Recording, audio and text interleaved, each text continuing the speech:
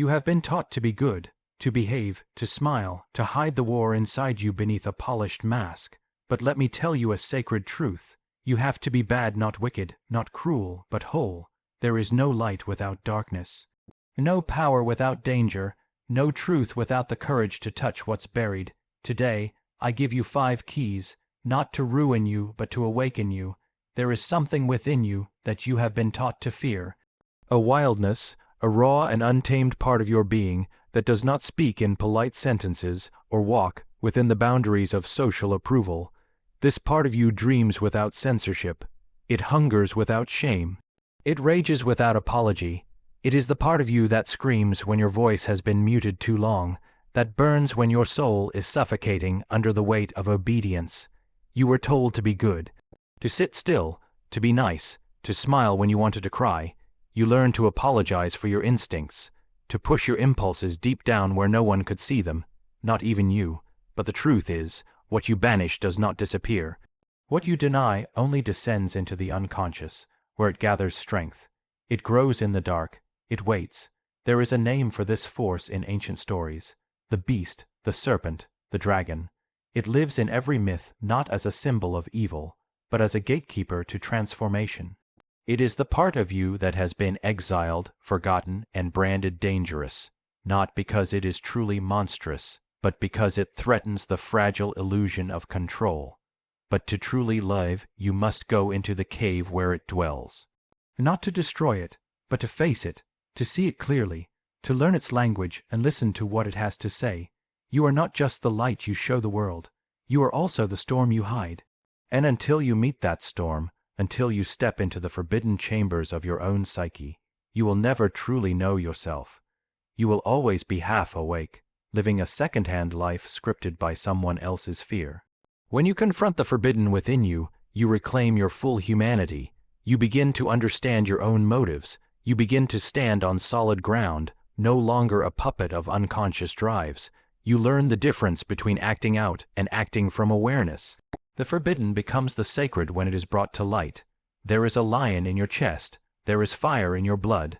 You are not here to be a hollow version of yourself. You are here to be whole. That means confronting the parts of you that you've been told are unacceptable. Your anger, your lust, your jealousy, your ambition, your defiance. These are not sins.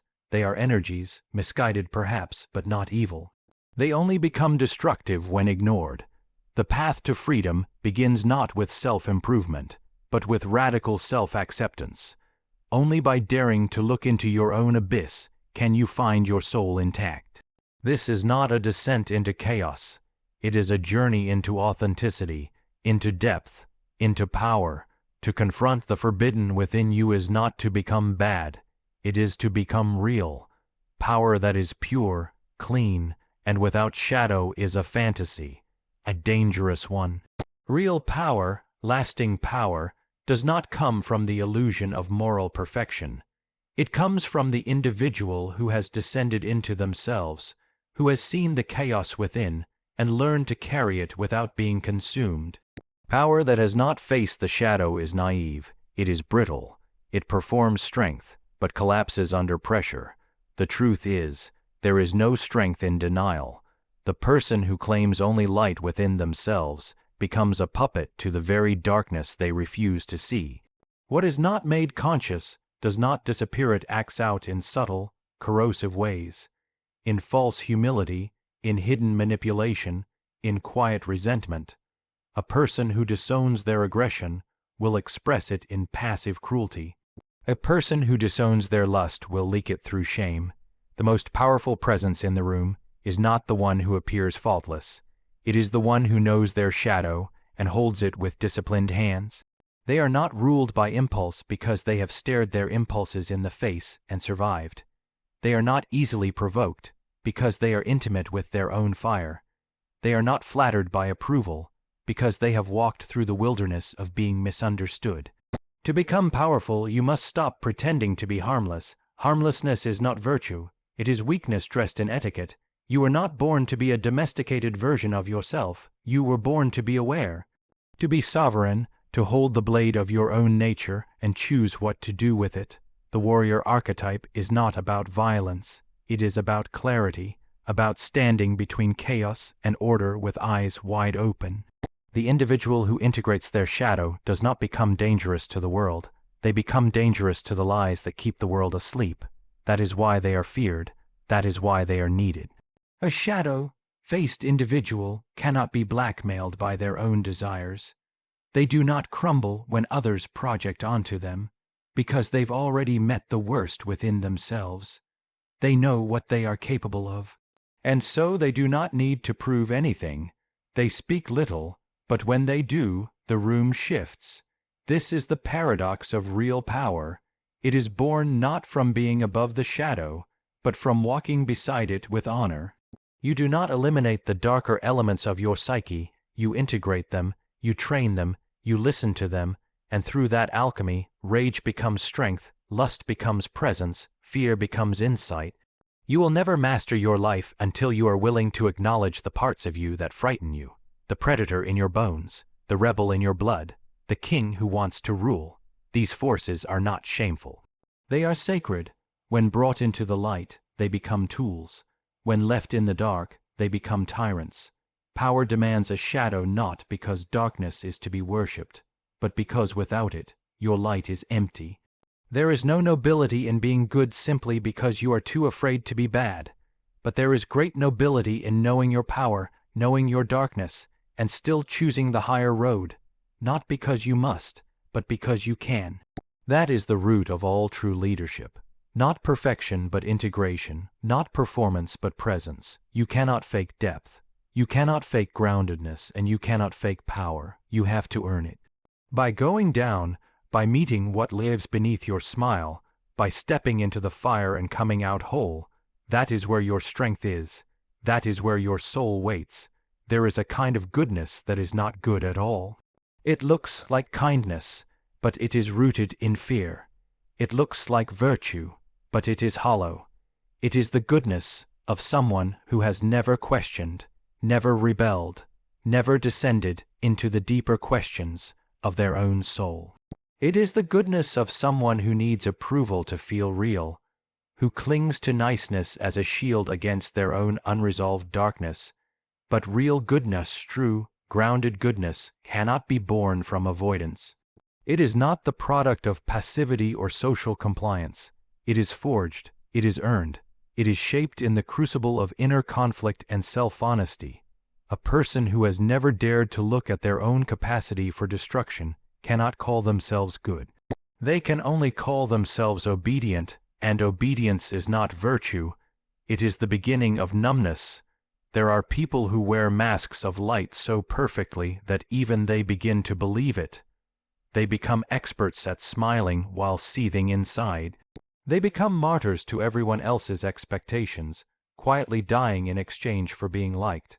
But beneath that polished surface lies resentment, shame, and fatigue, and sooner or later, it leaks out. It leaks in bitterness, in passive aggression, in invisible self-betrayal. To be truly good, you must first be dangerous. You must know what you are capable of if you stopped trying to please, if you said what you truly thought, if you lived how you were built to live, and you must learn to choose, not out of fear of consequences, but out of the clarity that comes from integration. Goodness without the option of badness is not goodness at all. It is an empty performance. There is no morality in doing the right thing if you do not even know what the wrong thing feels like. Real goodness is layered. It does not deny anger. It transforms it into justice. It does not deny desire. It channels it into purpose. It does not deny rebellion. It turns it into vision. The kind of goodness that changes the world does not come from people who hide from their darkness, but from people who have faced it and made it conscious. These are the ones who forgive from a place of strength, not guilt, who love not because they must, but because they can deeply and freely. The world does not need more nice people. The world needs more honest people. People who have the courage to be whole, even when it's messy, even when it's not flattering. People who will not weaponize their goodness to manipulate or to avoid discomfort. People who are strong enough to look within and admit, yes, I have envy, I have rage, I have pride, but I do not serve them. I work with them, I know them, I've walked through their fire and lived. Only when you descend into yourself, when you come face to face with your own contradictions, does your light become real. Then it is not just something you wear, it is something you are, not the absence of darkness, but the dance with it, the conscious integration of every fragment of your being. There is no depth without darkness, and there is no real goodness without depth. You cannot skip the underworld and call yourself whole. You must be willing to question your false self, your inherited morality, your need to be seen as righteous. Only then can you begin to live from truth instead of performance. The goal is not to be seen as good. The goal is to become whole, and from that wholeness, to live a life that does not need applause to feel true. The ideal of perfection is a lie, one so deeply woven into our culture that we rarely question it. We are taught from an early age that to be good, to be worthy, to be lovable, we must erase all flaws, silence all chaos, and present a version of ourselves that is polished, consistent, untouchable. But beneath that mask of control, the soul suffocates, because the soul was never meant to be perfect. It was meant to be whole. Perfection is a performance. It demands that we amputate every part of ourselves that does not conform to an idealized image. Our grief becomes shameful, our anger becomes dangerous, our confusion becomes weakness, and so we exile these parts. We push them into the shadows, believing we are becoming better, but in truth we are becoming less authentic, less alive, less human. To chase perfection is to betray the self in fragments. You become a carefully edited version of who you truly are, a shell of expectations, a hollow echo of approval. And no matter how hard you try, it is never enough, because the pursuit of perfection has no finish line, only hunger, only comparison, only self-rejection disguised as ambition. Wholeness, on the other hand, is not about removing what is broken.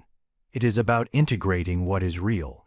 It asks you to turn toward your flaws, not to destroy them, but to understand them, to sit with your wounds not as a victim, but as a witness, to hold your contradictions without trying to fix them.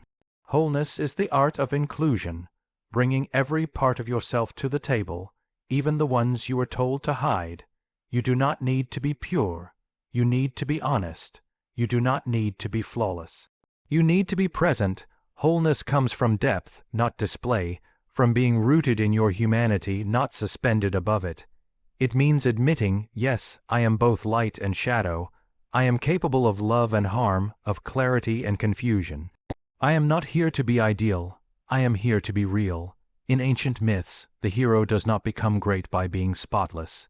They become great by falling, by failing, by descending into the underworld of their own psyche, and returning with something hard, earned, self-knowledge. Wisdom, integrity, that is what wholeness offers. Not the applause of the world, but the peace of knowing who you truly are beneath the noise. Perfection builds walls. Wholeness builds roots. One demands that you suppress. The other invites you to explore.